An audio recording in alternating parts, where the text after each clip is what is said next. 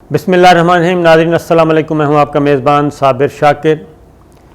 आज आपसे गुफ्तगू करते हैं, कुछ इम्पॉर्टेंट ख़बरें हैं और वो ख़बर है हमारा दुश्मन मुल्क है इंडिया। हम तो नहीं समझते, हम तो इंडियन अवाम के साथ बहुत ही अच्छी ज़िंदगी दोस्ताना माहौल में एक पड़ोसी के तौर पे रहना चाहते हैं, लेकिन जो इंडिया में इस वक्त हुकूमत है वो आपको मालूम है कि उस पे इंडिया पे शिकंजा किसका है। वो है नरेंद्र मोदी, बीजेपी, आरएसएस, अजीत डोवल। कुछ बयान करने की ज़रूरत नहीं। और आहिस्ता आहिस्ता इंडिया जो है वो तबाही की तरफ जा रहा है और हम इंडियन अवाम से बार बार मुखातिब होते हैं कि आप सोचें, ख़ुद फ़ैसला करें कि क्या नरेंद्र मोदी की जो सियासत है और आरएसएस की, बीजेपी की, अजीत डोवल डॉक्ट्राइन, क्या ये एप्लीकेबल है? क्या इस जदीद दौर में, ख़तरनाक दौर में, क्या उस पर अमल हो सकता है? जबकि पाकिस्तान एक एटमी क़ुव्वत है, पाकिस्तान के पास जौहरी हथियार हैं और पाकिस्तान 27 फरवरी 2019 को शानदार जवाब दे चुका है और बहुत टिका के जवाब दिया था। तो ये सारी चीज़ें जब हो चुकी हैं और क्यों नहीं समझ आ रही भारतीय अवाम को, भारतीय दानिश्वरों को, भारत के इत्दाल पसंद लोगों को ख़ुद समझना चाहिए, क्योंकि वहाँ पे मुझे मालूम है कि बहुत अच्छे अच्छे लोग हैं, बहुत अच्छी सोच वाले लोग हैं, मीडिया में भी हैं, इंटेलेक्चुअल्स भी हैं और इंडियन आर्मी में भी हैं और ख़ास तौर पे पॉलिटिक्स में बहुत सीजन्ड लीडरशिप है जो कि चाहती है। लेकिन नरेंद्र मोदी, अजीत डोवल, बीजेपी, आरएसएस ये करना क्या चाहते हैं? आपके हिंदुस्तान के साथ, आपके हिंदुस्तान के साथ, क्योंकि एक 47 में पार्टीशन हुई और वह एक आलमी सतह पे हुई। उसके बाद से लेके अब तक कोई एक तो है, पहले मुसलमानों का कत्लेआम, फिर सिखों का कत्लेआम, फिर ईसाइयों का, अब फिर सिखों का कत्लेआम करने का मंसूबा, यानी कि किस किस को मारा जा रहा है। और ख़ुद सोचें इंडिया के अवाम कि इंडिया की तारीख़ में ये पहला मौका है कि यौम जमहूरिया, जो कि कौमी दिन के तौर पे मनाया जाता है, एक ख़ुशी का दिन होता है, वो यौम स्याह में तब्दील हुआ। ना सिर्फ यौम स्याह में तब्दील हुआ बल्कि फ़साद, इंतशार, मार धाड़। और किसानों का कसूर क्या है? क्या सिर्फ इसलिए कि वो सिख हैं उनको इसलिए मारा जा रहा है? वो पूरे मुल्क का अनाज और सब्ज़ियाँ, दालें और खाने पीने की जितनी अजनास हैं वो खुराक पैदा करते हैं, गल्ला उगाते हैं और ये गल्ला जो है वो फिर पूरे मुल्क में तकसीम होता है, खाते हैं। उनके साथ ये सलूक, तो ये पहला मौका है 26 जनवरी जो गुज़र गया कि यौम स्याह के तौर पे मनाया गया। अब तक भारतीय आर्मी की हर क्या कहना चाहिए, अक़लियत के साथ आप लोगों की लड़ाई है, हर अक़लियत के साथ। मुसलमान भी बुरे, सिख भी बुरे, ईसाई भी बुरे। कभी आप शहरियत अमेंडमेंट एक्ट के तहत बंगालियों को फारिग कर देते हैं, कभी असामियों को फारिग कर देते हैं। ना असम वाले आपके, ना बंगाल वाले आपके, ना बर्मा वाले आपके, आपका है कौन?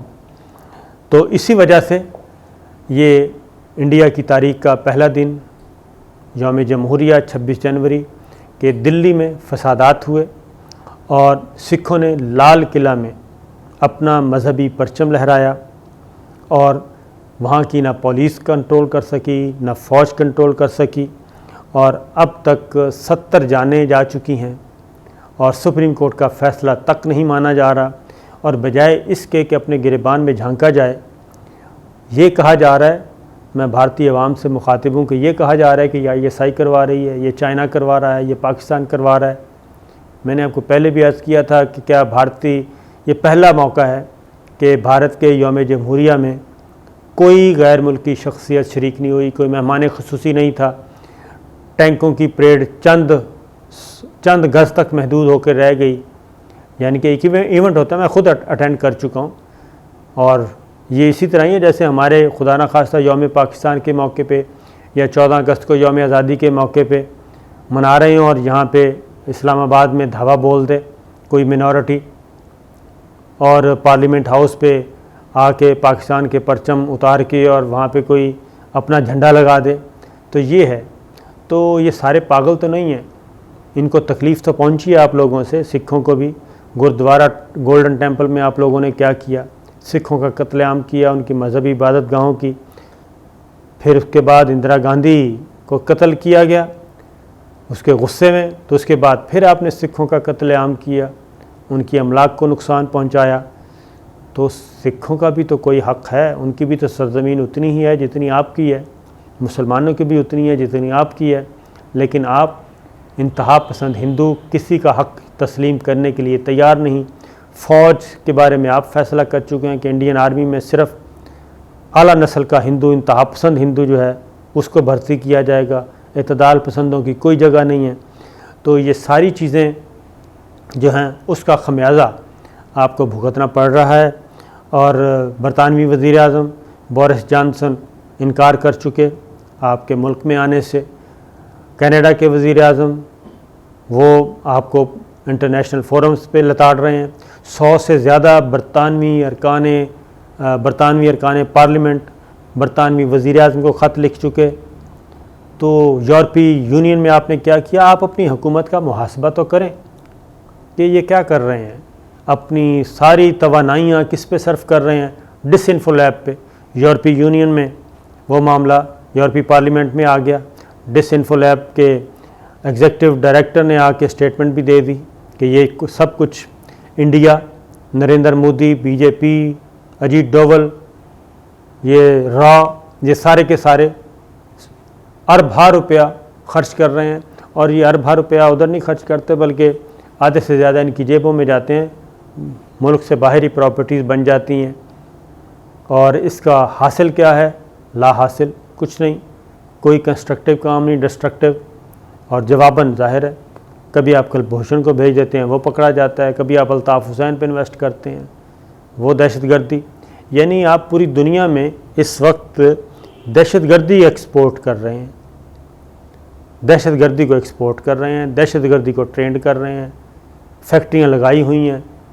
जिस फेज़ से हम गुज़र गए और उस फेज़ से गुज़र के हम अल्हम्दुलिल्लाह उस फेज़ से निकल आए और तरक्की और खुशहाली की तरफ जा रहे हैं, आप उसी दलदल में फंसते जा रहे हैं। तो ज़रा ये फ़ैसले का ज़रा सोचने का दिन है कि सोचिए क्या हो रहा है। और चविंडा में आपके टैंक नाकाम हुए थे, 600 टैंकों से आपने पाकिस्तान पे हमला किया था और वो टैंक आज भी वहाँ पे हसरत भरी क्या कहना चाहिए निगाह से वो देख रहे हैं पाकिस्तान की सरज़मीन को कि हमें किस बेवकूफ़ ने इधर भेजा था। तो कल भी यौम जमहूरिया पे भी आपकी टैंकों की परेड नहीं हो सकी और वो किसने रोकी, ट्रैक्टरों ने, और निहत्ते ट्रैक्टरों ने रोकी। लाखों ट्रैक्टर आए हुए थे, किसान। आप ज़रा फुटेज देखें कि इतना गुस्सा, फिर आप इसको रंग दे रहे हैं, दोबारा ISI की तरफ मोड़ रहे हैं, खालिस्तान की तरफ मोड़ रहे हैं। तो वो दलीप सिद्धू जो है, दीप या दिलीप सिद्धू, वो तो ख़ुद नरेंद्र मोदी के साथ खड़ा है और उसने जाके ये झंडा लहराने की बात की। और फिर भारतीय मीडिया इसको रिपोर्ट क्या कर रहा है कि खालिस्तान, यानी कि वो सारा दिन ये इस्टेब्लिश करता रहा कि ये खालिस्तानी तहरीक है, ये खालिस्तान की तहरीक है। ये कबूतर की तरह आप लोग आंखें बंद कर रहे हैं। सुप्रीम कोर्ट में भी यही साबित करने की कोशिश की गई। सुप्रीम कोर्ट ने, इंडियन सुप्रीम कोर्ट ने नहीं माना आपकी बात कि ये कोई बैरूनी एलिमेंट है इसमें, क्योंकि ज़राई कवानीन है, मुआशी कत्ल है उनका, वो ख़त्म करें और आगे बढ़ें। लेकिन आप, मेरा ख़्याल है कि ये नरेंद्र मोदी जो हैं, अजीत डोवल, ये लातों के भूत बातों से नहीं मानते। हमने तो पहले भी सरवाइव किया है और इंशाअल्लाह अब भी करेंगे और आने वाले दिन पाकिस्तान के लिए अच्छे ही होंगे। तो आप ख़ुद अपनी अदाओं पे गौर करें, वरना दंगे फ़साद में कुछ हासिल नहीं होना, नुकसान आपका होगा, इंडिया का होगा। और आहिस्ता आहिस्ता करके ज़रा तसव्वुर कीजिए, अगर ये तमाम अक़लियतें मुत्तहिद हो जाती हैं, सिख, मुसलमान, बंगाली, बर्मी, आसाम, ये सारे के सारे मिल जाते हैं, दलित मिल जाते हैं, तो उसके बाद आपके पल्ले क्या रहेगा? सोचने की बात है। तो सिर्फ इतना ही है कि आपको यौम जमहूरिया, यौम स्याह के तौर पे मुबारक हो। अच्छा, अब ये पिछले चंद सालों में जब से मोदी सरकार आए हैं जी इक़्तिदार में, और ये जो हिंदुत्व का फ़लसफ़ा फ़ाशिस्ट नज़रिया आया है, ये पहला मौका है नंबर 1 कि यौम जमहूरिया की तक़रीबात का इनेकाद बग़ैर किसी गैर मुल्की शख्सियत के। फ़ौजी परेड का रूट 8 किलोमीटर से कम करके 3 किलोमीटर किया गया, और 3 किलोमीटर भी पूरा नहीं हो सका, और वहाँ पे भी राइट लेफ़्ट पे यौम स्याह के तौर पे मनाया जाता रहा। गोलियां चल रही थीं, आंसू गैस चल रहे थे, लाठीचार्ज हो रहा था, किसान हलाक हो रहे थे, लेकिन ऐसे माहौल में कौन सा यौम जमहूरिया? और भारतीय किसानों की जो ट्रैक्टर रैली के बायस न्यू दिल्ली में इंटरनेट सर्विसेज मुअत्तल और कर्फ्यू की सूरत हाल थी, और बंदूकों के साए तले आपने अपना यौम जमहूरिया मनाया। मकबूजा कश्मीर वाली कैफियत न्यू दिल्ली में देखी गई। और ये कहते हैं कि सफ़र इसी तरह होता है। अमेरिका, बरतानिया, यूरोपीय यूनियन ने भारतीय हुकूमत से हठ धर्मी तर्क करते हुए किसानों से मुज़ाकरात का मुतालबा किया, और भारतीय हुकूमत ने इस पर कोई एक्शन नहीं लिया। इस पर भी सोचें। भारत की 2.9 ट्रिलियन डॉलर की मईशत में 15% हिस्सा किसानों का है, लेकिन इसके बावजूद हुकूमत की किसान मुखालिफ पॉलिसियों की वजह से 2018-19 के दौरान सिर्फ एक साल के कलील अरसे में 20,638 किसानों ने कर्ज, फसलों की बदहाली, फ़रोख्त के मुआवजे और दीगर वजूह पर ख़ुदकुशी की। 20,000 किसानों ने ख़ुदकुशी की, लेकिन मोदी हुकूमत के इक़दामात वारे के न्यारे, और कोई टस से मस नहीं हो रहा, क्योंकि सिख हैं इसलिए। फिर इसी तरीके से इंटरनेशनल एमनेस्टी जो है वो भारतीय नुमाइंदों को ये भारत को फाशिस्ट मुल्क करार दे चुकी है। इस पर भी ज़रा गौर करें। और फिर भारतीय ख़वातीन के ख़िलाफ़ चौथा आम जुर्म रेप है। यौमिया 88 केस सामने आते हैं, जिसके बायस गैर मुल्की सयाह इंडिया का रुख नहीं करते। इस पर भी सोचें। अमेरिका, कनाडा, यूरोपीय ममालिक की सयाह ख़वातीन, टूरिस्ट ख़वातीन के साथ भारत में ज़्यादती के वाक़यात हो चुके हैं, और तवज्जो दिलाने के बावजूद भारतीय हुकूमत की मुजरिमाना गफलत बरकरार है। और सबसे अहम ख़बर ये है कि भारत का रूस के साथ 400 S-400 फ़िज़ाई दिफाई सिस्टम ख़रीदने का जो $multi-billion का माहिदा, अमेरिका उसमें भी रुकावट डाल रहा है। आप फिर अमेरिका की गोद में जाना चाहते हैं। अमेरिकन कांग्रेस की रिसर्च सर्विस ने अपनी जो ताज़ा रिपोर्ट की है, उसमें ये कहा गया है कि अमेरिका के भारत के साथ बड़े दिफाई माहिदों के बावजूद रूस के साथ ज़्यादा से ज़्यादा टेक्नोलॉजी शेयरिंग और मुश्तरका पैदावार के इक़दामात के लिए बेचैन है। तो ये सारी चीज़ें अपनी जगह पे हैं।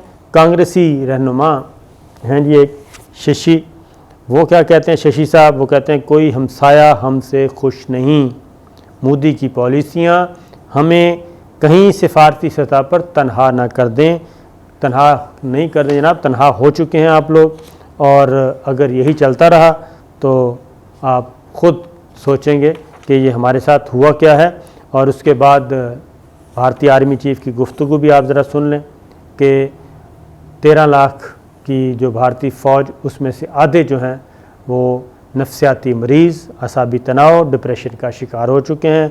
ख़ुदकुशियाँ आम हैं और हम जिन्स परस्ती भी आम है। तो इस रैली को, किसानों की रैली को और यौम जमहूरिया के मौके पे आलमी ज़राया अबलाग क्या रिपोर्ट करते रहे सारा दिन।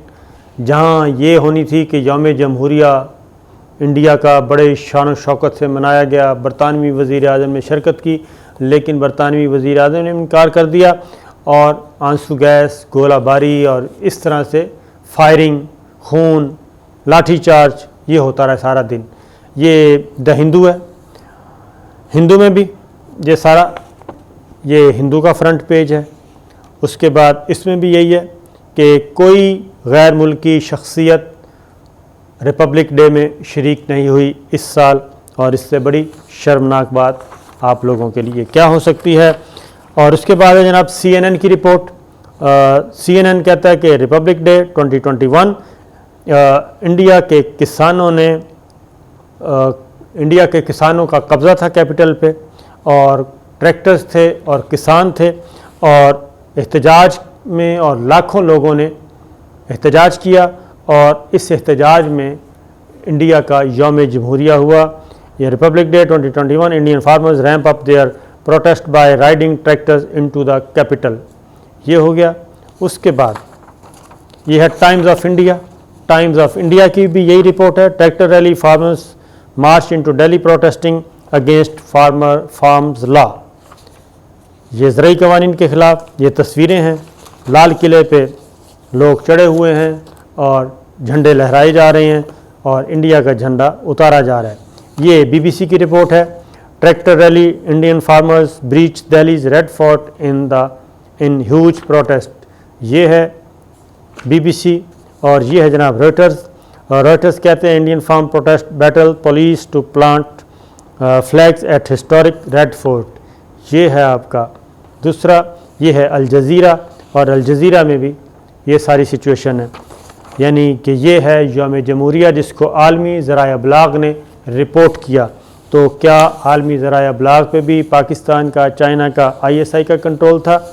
क्या आपके हिंदुस्तान टाइम्स पे भी, टाइम्स ऑफ इंडिया पे भी ISI, पाकिस्तान और चाइना का कंट्रोल था? तो कबूतर की तरह आंखें बंद करने का कोई फ़ायदा नहीं। अगर आपने अपनी हालत को ना बदला तो फिर यही होगा। और फिर ये कोशिश की गई कि इसको फिर खालिस्तान का रंग दिया जाए, खालिस्तान का टच दिया जाए। वो जिस दिलीप स्वामी ने या दिलीप सिद्धू ने जो झंडा लहराया है, वो तो ख़ुद नरेंद्र मोदी का और आपकी एजेंसियों का ख़ास अलाकार है। तो एक बार फिर आपको यौम जमहूरिया, यौम सियाह के तौर पे मुबारक हो।